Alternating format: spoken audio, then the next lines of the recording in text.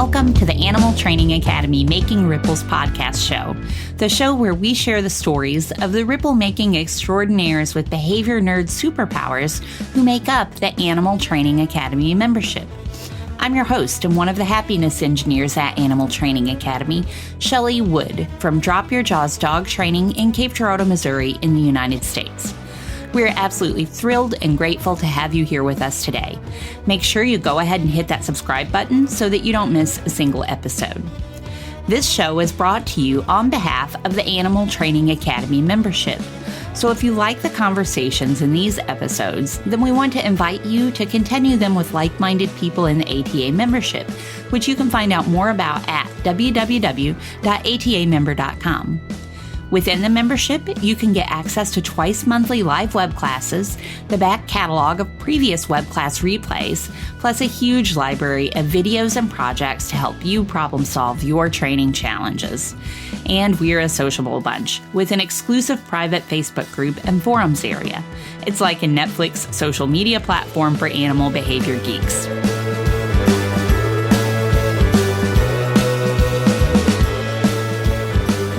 I'm excited to welcome Scotti Harvey to the show. After humble beginnings with Bob Bailey's chicken camps, Scotti Harvey has spent the last 15 years as a committed educator of applied animal behavior and learning science. Scotti is a graduate of the Karen Pryor Academy, a certified separation anxiety trainer, a puppy start right instructor and fear-free trainer, a city and guilds scent detection dog handler, UKCSD Scent Instructor, and the founder of the animal training and consulting service, Runamuck. Scotti's expertise is in the impact of early life learning on later life behavior. She has studied with trainers and behaviorists like Terry Ryan, Ken Ramirez, Susan Friedman, and Steve Martin. And she has added a variety of national and international workshops and and she has attended a variety of national and international workshops and courses like the University of Edinburgh's Animal Welfare course, Dr. Susan Friedman's Learning and Living with Animals, the Behavior Adjustment Training Instructors course, the NEI's Contemporary Animal Training and Management program, Ken Ramirez's Advanced Animal Training, and Marie Fogelquist Polar Bear Training at Orsa Bjornpark. Not right. That's good. That's good. In 2014, Scotti participated in a collaborative training project between KPA and Guide Dogs for the Blind that sought new and innovative ways to incorporate positive training protocols into their puppy raising curriculum. Scotti herself is a longtime breeder of Icelandic sheepdogs, and she has studied and observed now 14 litters of puppies, as she is currently on the 14th litter, learning from them while exploring avenues to mitigate behavioral issues through carefully crafted and deconstructed early life experiences. Scotti spends most of her professional life helping canine cohabitators navigate the hiccups and tricky bits of living alongside another species, as well as collaborating with canine caregivers, breeders, fosters, shelter workers, and veterinarians to identify ways to improve puppy rearing strategies. She is currently writing a book on those early socialization strategies and the deconstruction of puppy exposures. Scotti, welcome to the show. Thank you. It's nice to be here. Thank you. Thank you. It is nice to be here, and I really appreciate you joining us. We were going to do this back in August, and we have run into one kind of tech issue after another. So I appreciate your patience with that and sticking to things with us. And we are even in the middle of a bit of a tech issue today, but I think it's going to work out fine. And luckily for the audience, you're going to be doing most of the talking since I can't seem to speak today, and I have a dog chewing on a bone behind me, which I think people are probably hearing as well. So let's turn it over to you. And why don't you tell us a little bit, Scotti, about how you spend your days, the different work that you do and the way that you spend your days. I know that you have a lot of things going on. Oh, how I spend my days. Well, currently, when I have a litter, I spend a lot of time in creating opportunities for the litter, for the puppies to explore and experience things on their own and have a lot of choice in the matter, as well as trying to craft experiences where I'm bringing in other things, but or people or scents. And so that takes a lot of time, a lot of time and a lot of organization to do that and do it without adding risk for the puppies or for the mom dog. Because of course we want to make sure she's really comfortable with anything that we're going to do with the puppies.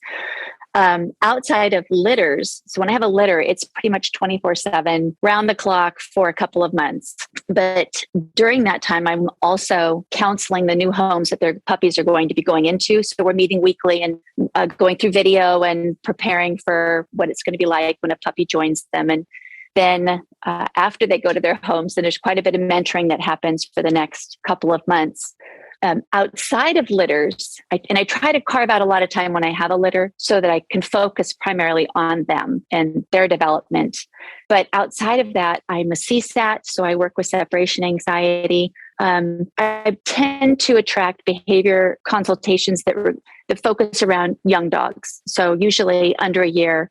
Sometimes there's just a hiccup or something, or a lack of communication or a miscommunication between the client, between the owner or guardian and the puppy. I think that those glitches can lead to an unraveling of communication, and then that can really damage a relationship. And sometimes just a little bit of insight into normal puppy behavior and what you can expect, and then helping them kind of mitigate their management strategies and how they're looking at reinforcement can really change the long-term trajectory for that relationship. And it's really beautiful to see, after a quick, hour, 2-hour meeting, to have a difference in how people are perceiving their fluffy family member that's living the thing they're cohabitating with, right? We're sharing our enclosure we're living in the canine enclosure with them. So like trying to understand how we're both trying to live together could be helpful. But that's what I do. I do consult with shelters in other countries or breeders in other countries, that type of thing, to help add value to the time that we have as a breeder with the litter, like how to make the most of our resources. Not everybody has, thousands of dollars for special puppy equipment or access to a mom dog that can go anywhere you want to take her. Sometimes you have a fearful mom that's coming into a shelter and you're trying to figure out how you navigate, how you move forward with those puppies when you can't approach the mom. So there's a lot of problem solving that has to happen. And I love problem solving. That's great. I have a million questions for you based on the things that you've just said, as well as the things that are in your bio. I'm not sure that we'll get to the entire million today, but hopefully we'll get to a chunk of them. Right now, I wonder if we could kind of dig in a little bit more to some of the things that are going on with the current litter that you have and some of the ways that you are trying to set them up for success with introducing them to all those things that you talk about, whether it be people, scents, noises, that kind of thing. Maybe you could just kind of give us a peek into a few things you're doing with them. So I think it's really important to look at what senses are available to a puppy right from birth. So at birth, we've got their olfactory system is one of your systems that's online at that time. So being very aware of changing odor profiles in your home. So I can bring in socks from the school that a child has left behind, and the puppies can be meeting through the odor the children that they will meet in the future over at the school that I'll be taking them to. Or I can ask a friend who smokes tobacco of some kind, right? Something that I wouldn't have in my home. I can borrow clothing from them and I can hang it in my house around the litter, around the whelping pet box. And that gives them that kind of, so once you start going down that road, once you start thinking that way, you can enrich their lives in the first week without them ever leaving the home. And they are just associating that with all kinds of positive experiences as they're nursing. You can lay your hand on top of the mom while they're nursing and hold toes. So tactile can start from the very, very beginning. and careful handling with your hands, and recognizing that our hands and the temperature of our hands is critical to their comfort because they can't move away easily. So having hands that are the same temperature as the puppies, I keep a heating bag nearby so I can warm my hands before touching the puppies. And that way you'll see less stimulation. When you pick a puppy up, they're relaxed, as opposed to picking your puppies up with nice clean hands that you've just washed are now cold, and you pick up a puppy, you'll see them squirm because they're uncomfortable. And we want them to associate our hands right from the beginning with positive associations. So even those like little steps, if you start to kind of go down to how can I make it easier? How can I make them appreciate being touched?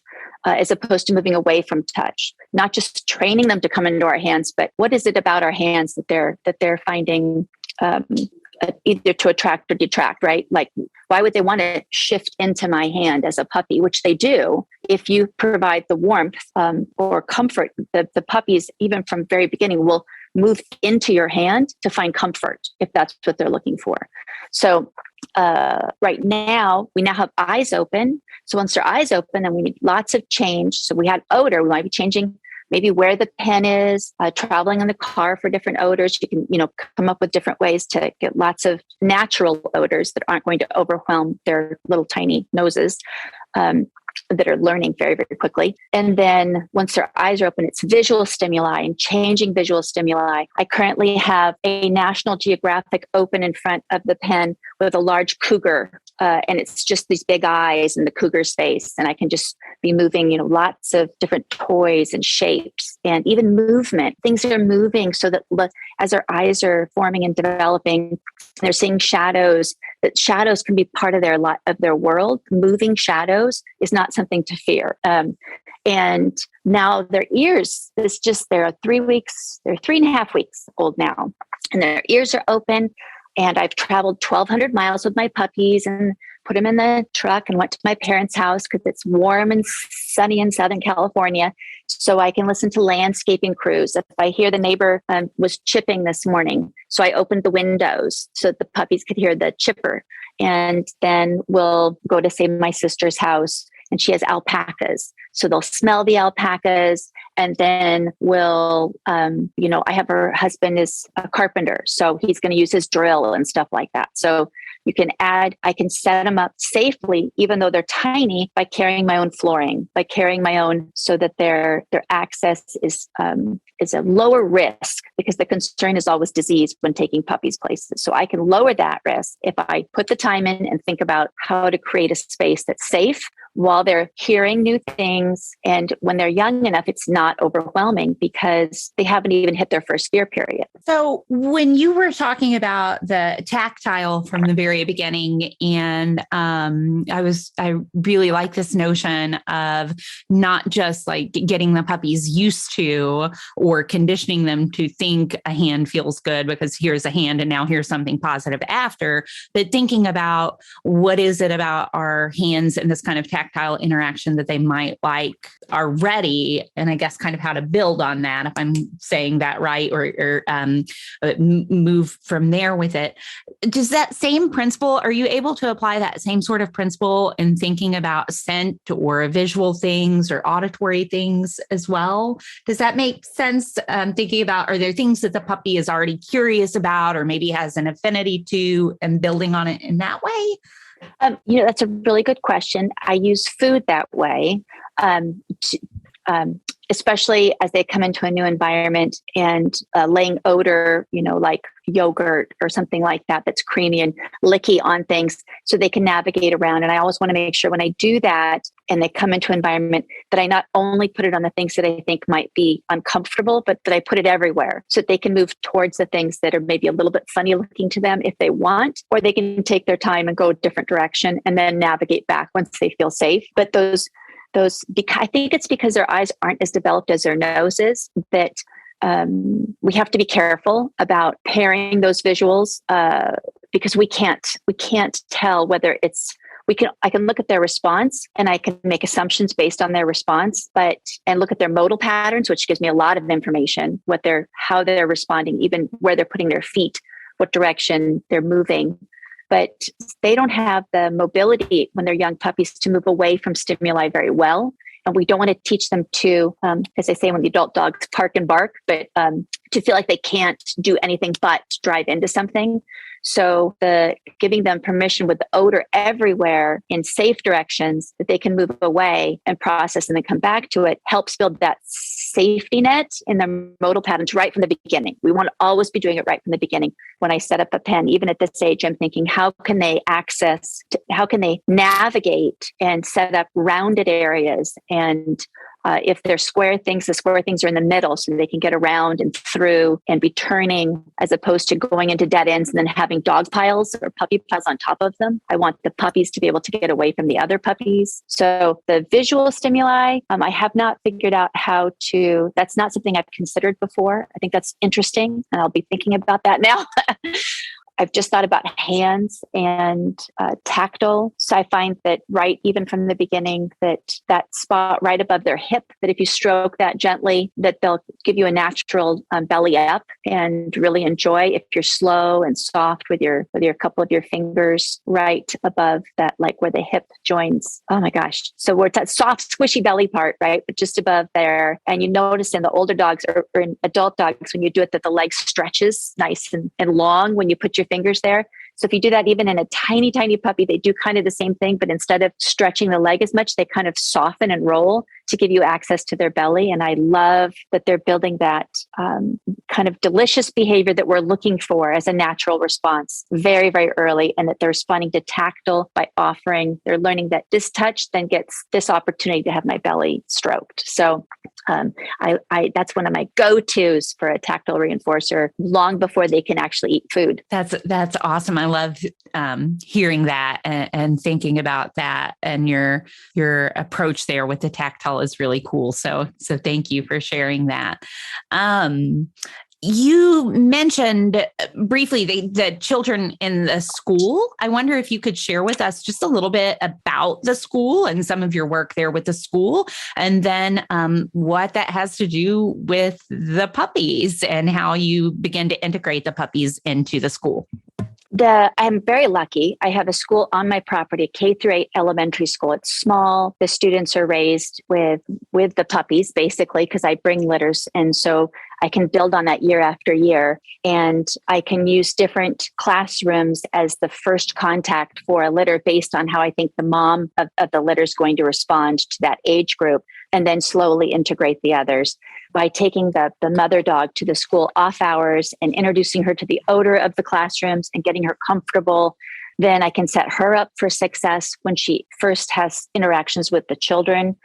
And I only take moms that are comfortable with the children and the school to school. So if she's set up for success, then the puppies are set up by taking a clean blanket, something that is going to prevent them from touching the floor. The students only wear slippers inside, so they don't wear outside shoes or shoes that they come from home in. They wear shoes that only are in the classroom. So that limits the amount of a transfer of disease for my puppies, which is wonderful. So that kind of simplifies things for me. I can have them wash their hands. I can talk to them ahead of time before they actually see the puppies. Because of course, once you see puppies, even adults lose their minds. They can't listen. So by having time to set them up, students are in stations either at their desks or on the floor. That helps them understand their position so that they can listen and follow directions. And I think that pairing students with puppies early is such a benefit to the puppies to grow up with those unnatural, very natural child sounds that if they only see them for the first time on a playground at 9-10 weeks of age and they're tearing around on equipment and shrieking and all that, it's a huge difference of being raised in a small home environment where things are calm and quiet. So we try to incrementally, I start with very quiet situations with quiet hands and quiet bodies. And I cover the children with blankets as well. So they don't have to be worried about getting peed on or chewed on. They can put their hands under the blankets. The puppies have choice whether they stay or go from the access to the children, and the children are stationed. So they're not allowed to pick up a puppy. They just exist in the environment, and the puppies have choice. Everybody's safe. Everybody's secure. No one can get hurt.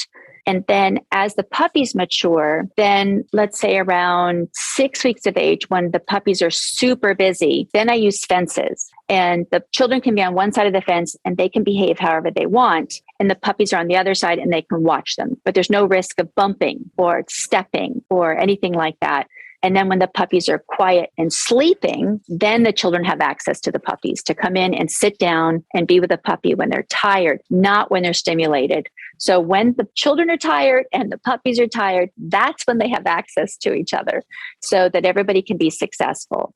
So I like to break down those steps into, so they meet the children through odor before they meet the children. Then they meet the children through like proximity and touch and tactile and auditory, because the children can talk and say whatever they want as long as their bodies are quiet. So they have quiet bodies, but they get to laugh and talk all they want. So the auditory is there without risk. And then when they finally do get the visual of them playing basketball and jump rope and everything on the playground, then there's a safety situation between the two. And I would only bring puppies into a classroom if children were either seated in their desks and feet on the floor or sitting on something securely so that they, so there's no risk of stepping on a puppy.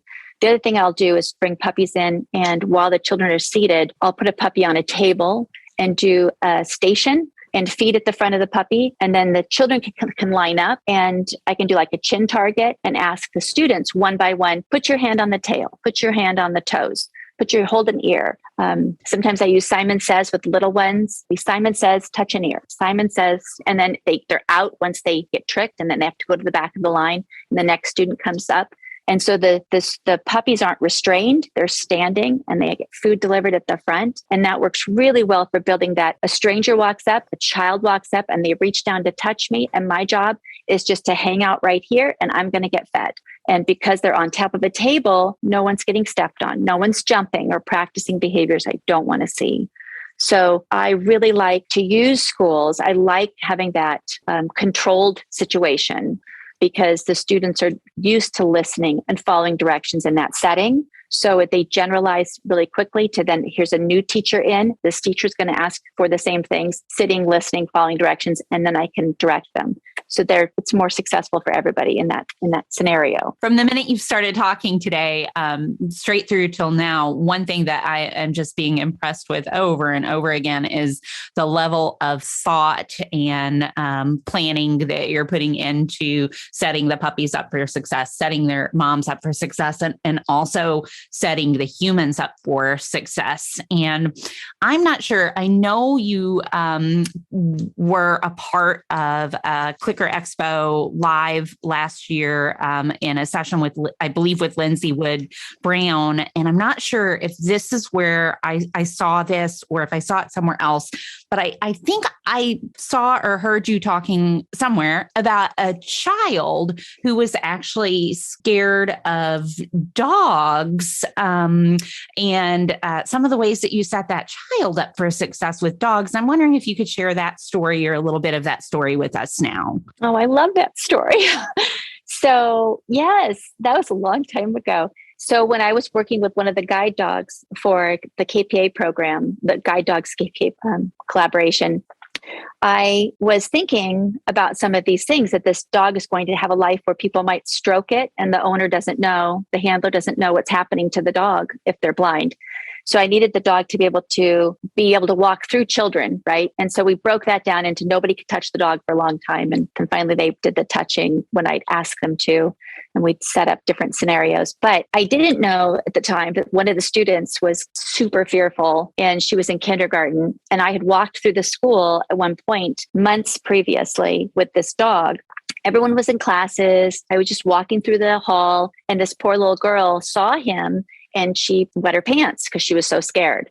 And the teacher never said anything to me, but I, for whatever reason, never went to visit that particular classroom with that particular dog before or after it, at that time. And maybe that's why, is maybe because the teacher didn't ask me to. So she had discussed with the mom and found out this child was like beyond, way off the charts afraid of dogs. Well, the dog that I was training, Luke, was just a handful, a real big guy. And so it was really easy for me to, with my goal of what I wanted, which was this dog who could go anywhere, even though he was a big boy, and then introducing him to these small children, it was important for everybody's safety that everybody follow the rules. And it made it really rewarding for the children when I'd say, who wants to work with me? And they'd all be like, yeah. Like, okay, no one touch. First step, no one touch. So make a circle and I'm going to walk on the inside, or make a circle and I'm going to walk on the outside. And can this person do this and this person do that? So I had created a lineup of students and I'd said, all you're going to do is lift your hand when I walk by. You're not going to touch the dog. So I'd walk by and they just lift one hand, right? And then next time it was reach your arm out to the side, or lean towards the dog, or all these different things at this recess. And Nora, this little girl, Nora, was watching in the distance, right? She sees the dog but I always have him right here, totally under control. And she's been seeing me work with him for months, right? So she creeps over closer and closer. And one of the children says, Nora's afraid of dogs. And I said, that's totally fine. Nora, you're not allowed to touch the dog.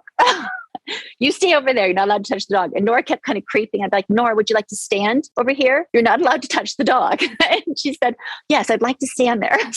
So I put her there. And then as we went through, and she got to see the other children and what I specifically asked them to do, we finally got to the point where the dog's going to walk by. I want you to lower your hand and touch the back, right? And the dog's going to keep walking. And we just set it up real like that, real careful. And the oldest boy finally, Ethan, was allowed to pet him from the head all the way down to the tail. And we had this beautiful, the dog doesn't make eye contact, doesn't look at the child. It's just moving beautiful and gets the treat. And Nora's like, you could tell, she's like, I really want to touch that dog. I really want to touch that dog. So finally, after everyone went through the line who had touched the dog, touched Luke, I said, Nora, would you like to touch Luke? And she said, yes. And I said, okay, so this is going to be just like the others. And all I want you to do is put your hand out and he's going to walk by. And if you want to, you can lower your hand. So she did. And I didn't know was her teacher was over in the corner sobbing, watching this, right? And taking video. Mom starts crying when she gets the video. And then I get this call, can you bring Luke to the classroom? So yes, so the next day I took Luke to the classroom. They took photos. Nora put her hands around him. And it was a huge, beautiful moment. But it's interesting how if you break things down in those tiny little, and give people permission to be concerned, right? I am concerned. Great. That's fine. You're concerned. You can own that, right? We're not going to do anything that's going to make you feel uncomfortable. And then put them back in charge of that. I think it makes a big difference and then of course you have to show them that there are lots of opportunities available should you choose to make that step, should you be brave enough or whatever. I love Luke and Nora. That is such a great story. Thank you for sharing it with us. And I love hearing how Nora, just by you splitting things down into such small steps, she really just kind of came to the decision, the curiosity, the desire to touch Luke on her own. And I think that's really cool. As you were sharing the story this time, it was making me think that, and I don't know if I can use my words to say what was going on in my head well enough or not, but it was making me think of how often we don't give that kind of permission to children or dogs, either one. A dog may be uncomfortable being touched and by a child. And oftentimes we'll see people, using treats to try to get the dog to come closer to let the child pet it, or a child may be uncomfortable with a dog and we try to cajole and coerce them into being comfortable with it. I see you nodding. I think maybe you've seen similar things. Yeah. Yeah. And I think that, with dogs, that's the turning away, right? We want them to turn away and then they can reset and come back in. If they choose to go forward, they can. With children, it's the same thing. We need to recognize that it's not everybody's cup of tea to touch a puppy, and that puppies have teeth, and that there's lots of things. Puppies can pee on you. There's lots of things that can go wrong. So that's not everybody's cup of tea, So, but in not being coerced into something, it then gives them the ability to approach it without judgment. And if they change their mind, they don't have to, it's not embarrassing for a small child to change their mind if you don't make a big deal about it. It's once you make a big deal about it, no, it's okay, blah, blah, blah. Well, then then even if they do decide it's okay, it's much harder emotionally for them to make that switch. as opposed to just, you're fine, that's good, you're there. In fact, if you acknowledge it and say just a little bit of acknowledgement, great, I'm glad you made that choice, and then move on. They oftentimes so I'm a kindergarten teacher as well, but oftentimes you'll see them in the classroom make the choice much faster if you acknowledge what they said and we're like, that's fine, or that was a smart choice for you. Smart choice for you. I can see why you'd want that. So you take a seat right here. We're going to go do this, and then they're like, wait a minute, I think I would like to join or whatever. And like, okay, only if you're good with it. Of course, it's a little bit of reverse psychology, but it is giving them the power to have a say in things. So I think it's beautiful, and it might work like a little bit of kind of reverse psychology, but it also sometimes might not. And it's just important, I think, to respect that others own their own thoughts and feelings, so, and give them validation for that rather than being, no, you're not scared. This puppy's not scary. Like, yes, if I say the puppy's scary, to me, it's scary. So yeah, I think that's beautiful. I was a very shy child. I was a terrified child. So for me, I needed lots of time observing things. And I think it helped dramatically if I could see what I was opting in for. And I needed that time. And I think that we're not all gung-ho kids, right? And so it's important that we give children and dogs and learners that need little time, the time they need, right? So that they can, because we can't be safe if we don't feel safe. So we want to feel safe first, and then we can be safe. That's wonderful. Thank you so much. I also want to thank you for mentioning that puppies can pee on you, because the rest of the things that you've said have made me like kind of want a puppy, which I don't need a puppy at all. So thank you for the reminder that they can pee on you. It's so true. Yeah. I wonder, I'm really interested in all the things you do to set the owners up for success too, the people who are going to be adopting and bringing these new puppies into their lives. And I love that you're connected to them the whole time you have the puppies. And then it sounds like once they get the puppies as well, you continue to spend some time mentoring them. Could you tell us a little bit about that process and maybe what you think some of the most important things new puppy caregivers can do to set their new puppies up for success are? Oh, that's a big one. Okay, so yes, I do. I do a weekly meeting with the potential homes and the waiting list ahead of time. We cover a few bite-sized chunks each week. So I try not to overwhelm them. I don't do a week on just body language because they wouldn't be able to take it all in and function with it. So I ask them to start noticing things. So the first one is the yawn. So just notice, look for yawns.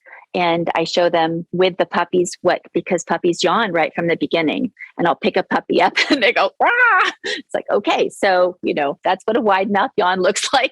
And my hands probably weren't the right temperature, or maybe the puppy wants to nurse. Anyway, so we go through these like preparing for a puppy. First week, I ask them to find a veterinarian, go visit the vet, go visit the office, take a look around the office, think about, pathways. How are you going to will they let you stay in the car as long as possible? Or how is this going to look once you actually have your puppy? And places that are public areas that are safe for a puppy to go, like Home Depot. Like, can you at your local Home Depot, can you take your puppy? How are you going to set that up so that the puppy can be safe and successful? And so they're already thinking and planning and making outing plannings right from the beginning, friends, neighbors, whatever. And so we do preparing for a puppy. We do body language. We do a little bit of training where I give them a little bit of training, like this is what it's going to look like. Here's some videos. And then the next week we build on that and we kind of review a little bit. And then we add a little more language, body language, et cetera, as we go through. And then try to cover more maybe advanced topics at the end when they've already got a lot of buy-in and are already feeling really confident that, wow, this is a lot to consider. I also have puppy buyers who decide not to get a puppy because it's like, wow, this is a lot. Yeah, it's a lot. There's a lot of things to consider. And so that's a little bit of a weeding out process for me. And then afterwards, for the life of the dog, I offer a free lifetime support. But because things change, right? Events happen, and you might have one dog, and that dog might look a lot different the next day if something happens. So I do try to be a support for my puppy buyers as much as possible. And then tips tips. Oh my gosh. To be behind the puppy, off the hip of the puppy on a longer line, as opposed to ahead, and letting the puppy explore, and being aware of the fact that your base, just like in kindergarten, when that all of a sudden you're on the playground and a child wraps their arms around you, it's called base, and then 20 children wrap their arms around you because apparently we're playing tag right now and you can't get tagged if you're holding on to Mrs. Harvey. So that you're that base when you're with your dog and you're out and about, that you want to see that turn and return to you, but where you are matters. So if you're too close to the scary thing and they turn on and come back to you, your job is to move base farther away from the scary object before moving forward again, before allowing that, letting them move forward. If the choice of moving back to you should be rewarded with helping the puppy move further away, because they can still get really conflicted and uncomfortable if you don't then help them get further away from, because the scary thing is right there, it's coming or whatever, and that you can really lower the arousal and still be building relationship with your dog if you do that. And I think the second thing that I'd be really big on is space. There's something about the culture right now in puppy training. I shouldn't say just right now. I mean, it could be switching back again, I hope, but it's been restrict. You have issues with your puppy, restrict their behavior. Control this, control that, tie them to you. That's those, been around for a long time. The crate training is part of that. The pen is part of that. To build normal behavior for a canine, we need to give them normal modal patterns. We need to give them normal opportunities and what's normal, healthy opportunities, like physically, emotionally, mental enrichment that isn't confined to a box. So I think that crate training is a tool, just like muzzle training is a tool. I think pen or threshold training or any of those things are training opportunities. But I also think that we need to be very cognitive that how many hours a day is that dog in that area? And is that, why is that considered healthy? Yes, we're teaching them to accept that type of living situation, but maybe we also need to think about how can we give them access? What's the end goal? Is when they're 8 years old, are they going to be spending hours a day in this pen? Is that the end goal? Or is the end goal to have them loose in the environment with us? Can we manage and modify our environment during the certain stages that are going to be a problem? So I think we need to change our perception a little bit and maybe think of those as training things we need to train for the health and well-being of the dog. They have to go to the vet. If there's an emergency, to help them maybe take a break if they're over-aroused, right? But that shouldn't be a way of life. That 14 hours a day, 18 hours a day, 20 hours a day, and a pen, and then taking them out to go potty and go for walks, whatever, and then back in the pen. That's really probably not what we'd want for any of the learners that we live with, if we think about it that way. Those are really important things to think about, and I'm glad you're bringing them up. It reminds me of what you were saying a minute ago about some of the puppy folks who were going to purchase a puppy, and then they decide sometimes, this is more than I'm in for, and I think that's a really respectable decision for somebody to choose to make. I'm afraid that a lot of times our culture just promotes this idea that our dogs are here to serve us and do what we need and want them to do, and they should just adapt to our lifestyles rather than thinking about the way that we can adapt to them and live together in a way that makes us all happy and have our needs met. So I appreciate you bringing that up. Yeah. I could continue to just keep asking you questions about all of this stuff, but it sounds like there's a book that will be coming out soon, or maybe not. I don't know how soon, but there is a book that will be coming out eventually that will have a lot of this information in it. Maybe I'll get some of my questions answered there. So you're writing a puppy raising book or a puppy socialization book? Yes, I am. I'm hoping to, I don't know when it'll be finished. It seemed like before the pandemic, like it was a lot closer than it is now to being done. But really about how to break down those socialization experiences, because they're really not, I don't like the term socialization. I don't like the term exposure. I like introduce. We're introducing a learner to something that's brand new for them, and how they feel about it is really going to depend on how it was introduced. So really just fine tuning and looking at behavior and using that behavior to help us navigate introductions and how to make things a little simpler and easier for puppies to be successful, because it's fascinating. If you do it early and you start early and you just build slowly at their pace, how far you can get. It's remarkable how advanced those puppies can be by the time they're 8 weeks old, because they're learning so quickly. And, but you can also do a lot of damage in 8 weeks if you're not paying attention to what you're doing. Yeah. In fact, okay, so I have a story. This is a story about a puppy that at 6 weeks of age scared me pretty good. So for anyone who's seen Sue Sternberg's videos of dog behavior, she has something that can really terrify a breeder, which are the scary puppies. And the scary puppies, when you see a 6, 8 week, whatever, 10-week-old, 12-week-old puppy who's frightening, every breeder has nightmares about producing a puppy like that. And what you want to see when a puppy at 6 weeks of age is approached by an unfamiliar dog, it can even be unfamiliar, a dog in your household that's not the mom. What you want to see is soft behavior. They kind of melt into the floor. They offer, a genital sniff. The heads go to the side and don't make eye contact. Their jugular is exposed. They're so vulnerable. It's such a, I mean you no harm. Please don't kill me. I want to live to see another day kind of look, it's really very, very soft. And so that's one piece. Another regular, typical thing, when you go to pick up a 6-week-old puppy, you expect maybe some wiggling, if they haven't had treats when they've been picked up before, that type of thing. They might wiggle a little. They might give you kisses. They might be animated, or they might be sleepy, whatever. But you don't expect when you reach for a 6-week-old puppy for them to respond in any aggressive way, right? What we call aggressive.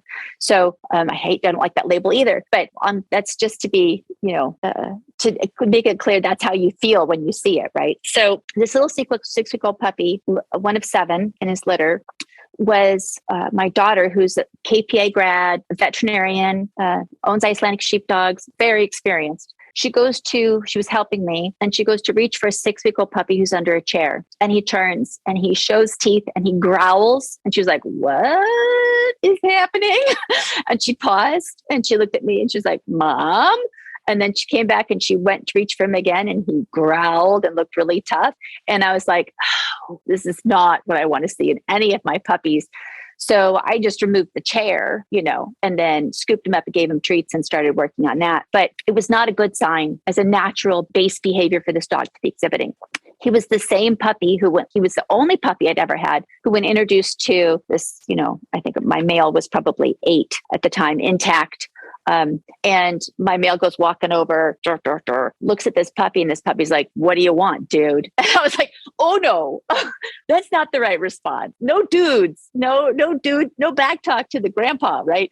So I was freaking out. I immediately started contacting the people that I know that have worked in rescue, that have raised litters in rescue, saying, "Oh my gosh, I got a Sue Sternberg puppy. I'm freaking out. What do I do?" And I had a bit of a free fall. And for 24 hours, I was envisioning all kinds of horrible outcomes. And then, good old Susan Friedman, like, okay, what's the behavior I want? What do I know? What do I want that to look like, right? What do I want the behavior to look like? Stop focusing on how he feels or what's going on right here. What's the behavior I want? And that is to, when an adult, when I reach towards him, I want a soft belly. I want a soft dog. If he approaches a dog or whatever, the thing that he's not doing is soft. He's not behaving in a soft manner, right? So I picked him up, and I went in the back bathroom, nice small space, sat down, and his first clicker trained behavior was a belly up. 15 minutes over 2 sessions that day. It was that evening or the next day, my daughter, same daughter that reached from before, started to approach him, and he went down, belly up. And I was like, oh my gosh, we should have videotaped the whole thing. We have none of it on video. None of it. It was remarkable. And who as a breeder thinks, oh my gosh, this is a terrifying dog. We should videotape this, because you're thinking, no. But then the next thing that happened was one of my male dog walks over, and he drops, and he literally does the exact same behavior. And I was like, this is really fascinating. This is like when they say they just don't have, nobody gave him the book, right? Nobody taught him. He didn't come with that chapter, or he hadn't figured it out yet, whatever it was. But if he'd continued to practice the other behavior, that would have been the behavior, his go-to behavior. If other dogs had responded to that, the cranky behavior, the foul language that he was using to grandpa, then that would not have been a great outcome for him. And I decided to it's the only time I've ever placed litter mates but I took a litter mate that was in the center of the litter, behaviorally really solid, like just normal dogs. And the two of them went together. That puppy is now 8 years old, 9 maybe. Has been with his litter mate the entire time, 0 issues, 2 males together, perfect, happy situation. But he just needed more. He needed more language development. He didn't have great language development, and he needed that, right? That extra support system, more dog time, more normal behavior, and having a litter mate that was showing all this normal behavior was healthy for him to be around. But yeah, that was such an interesting, so I'm super proud of that. Like, well, I don't know where it came from, problem solving option. I just was like, free fall. It was a free fall, but that's where I pulled that ripcord and it worked, thank heavens. But yeah, that's a puppy story. And a powerful puppy story at that. Yeah. Thank you so much for sharing that with us. If you hadn't had your free fall into the thought where you landed, who knows what would have happened in that little puppy's life, So what a beautiful story that he's now 8 years old and living happily with his sibling. Could you share with us, and you just did, share with us one training challenge that you have worked through, but I wonder if you could share with us a story about another training challenge that you've worked through and maybe some of the things that you learned from that. Well, I'll tell you about Bee, who is not a puppy that came from my kennel, but she's my puppy. So she's a Finnish Lapphund. And my goal is for her to be a breeding female for me in the future. Fingers crossed, if all goes well with health tests and things like that. She's just a lovely dog. But I arrived at 8 weeks of age to pick her up. And there was a host of smart, intelligent ladies hanging around from the dog show world. And they were evaluating the puppies before they allowed them to go to the homes. They were helping this new breeder. And my sweet puppy, who I have, was sitting there hanging by her neck. She was being scruffed, so picked up by the neck to be put on and off the table to be evaluated. Well, this particular dog show handler was holding the puppy out to the side as she just hung there while she was having a conversation. Because in her mind, letting a puppy hang like this helped when she put them on the table, hold still. So she's holding like this. And my brain was exploding out the back, thinking about hands. That's not how you hold a puppy. And she put her on, they evaluated her, whatever, life went on. I went back about 3 days later to pick her up when she was offered to me. And I picked her up, I put her in the car, and she vomited all the way home. And of course, oh my gosh, have they not had this dog in a car, even though I pleaded with them to take her around in the car when she was younger. So the worst car sickness I've had so far of dogs I've had to work with or clients even. Droopy, the ropey drool, vomiting nonstop, shaking. It was just horrible to watch, tragic, sad situation. So I get Bee home and I start, with the other stuff that I have to do to integrate her in my group, and everything's going great, except I can't get her to recall. Not going to be putting a harness on or off her, can't do a chin target. Is really, really suspicious of food, because of course they used food on the table. So in a single event, putting her on the table, they had ruined handling, taking food, being picked up. It just unraveled, like the damage, the widespread distrust around anything regarding interactions with me, right? Like, so she could get to 3 feet, very comfortable. She'd sleep on the couch next to you. Like she'd come up and curl up to you. And you could touch her if she put herself there. But like if you were wandering around or outside or anything, there was no relationship connection whatsoever. So that was, those single event learners, they're so good. They're young, they're learning. That's why we learn, right? Is to protect ourselves. So it had done its job. She had figured out that it wasn't terrible to be around people or terrible to be around other dogs or anything, but that hands were bad. Hands were very bad. They made you vomit in a car. they made you, it was so damaging. So I had to, I just tried different things and nothing was really working. So I finally went to a chin target in my lap, and I shared that on the ATA community. And that changed things dramatically with how she could approach me. And it was by taking my hands out of the picture. and just reinforcing her from coming forward. And it made a big difference. And then hands were slow to come back into the picture. The body handling thing that I would typically be able to do very, very quickly within a couple sessions. I've not gotten anywhere near that far, but she now loves to have, I have the cutest video of her where I'm just doing a facial massage on her and her tongue is hanging out. And I love it so much because the hands weren't like that for her before.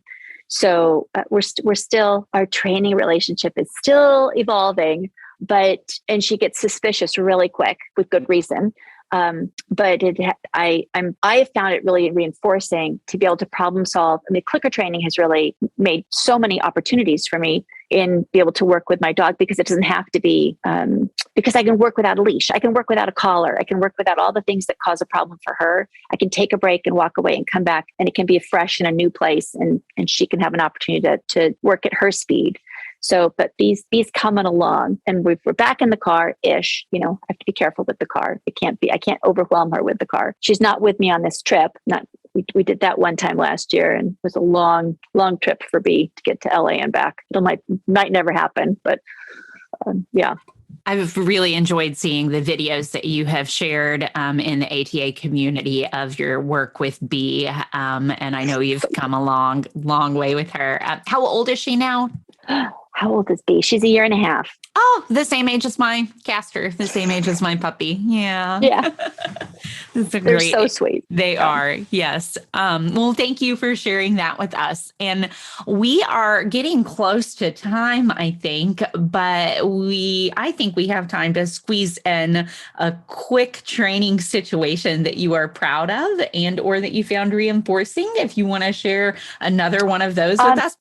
I think that one of the things I'm really proud of is working with puppies at 8 weeks of age. I mean, starting like at 6 weeks of age, and having them offer behaviors that will prepare them for veterinary procedures. I think that is something that I really am proud of, that when they walk out of my house, that they're offering their head through things. They'll put it through a cone or through anything offered voluntarily, or that they'll get into a travel bag voluntarily, but they don't see those issues. And so for me, it's get on, get in, or put their head through something, get on something, and get in something voluntarily, and not have any fear attached to it or compulsion attached to it. So I am really very, very proud of those things, those little pieces, and moving into your hand. So the hand target, having them move comfortably into your hand. I am very proud of those. So yeah, with good reason. And you said very proud of those little things. And the whole time you were talking about those things, I was thinking that's huge to have a puppy come into your home that can already put their head through things and offer standing up on things, and be fine with hands coming to them and manipulating them if need be, and that sort of thing. That is huge. So yes, I would be really proud of that as well. So Scotti, for people listening today who want to get one of your puppies, want to learn more about your training, want to get in touch with you or see some of your work, how can they do that? Can you tell people where they can find you? Well, my email is whyrunamuck@gmail.com, and that's spelled WHYRUNAMUCK@gmail. My website is the same, whyrunamuck.com. I'm on Facebook under Scotti Harvey, but there's a Runamuck Facebook page as well. And let's see, and I'm apparently on Ripples, so you can hear me there. Thank you for sharing that for folks who are listening to this. And we will link to all of that in the show notes too, so people can go to the website and find the show notes and find all of those links to get in touch with you. Thank you so much for everything that you have done to work toward recording with me today, and then for your time recording today as well. It's been an absolute pleasure for me. So thank you. And I know for our listeners too. So thank you on their behalf as well. Thank you, Shelley. Thank you very much for having me. It's always a blessing to passion talk about puppies. We do, of course, appreciate all of you tuning in as well. And if you have enjoyed this episode and are interested in carrying on the conversation about working with the animals in our lives in the most positive, most fun, and most choice-rich ways, then as mentioned at the start of this episode, the Animal Training Academy community is waiting for you. Head on over to www.atamember.com and click on the membership button in the main menu to learn more about what members are describing as the Netflix social media platform for behavior geeks. That's it for this episode, though. Thank you so much for listening. You'll hear from us again soon.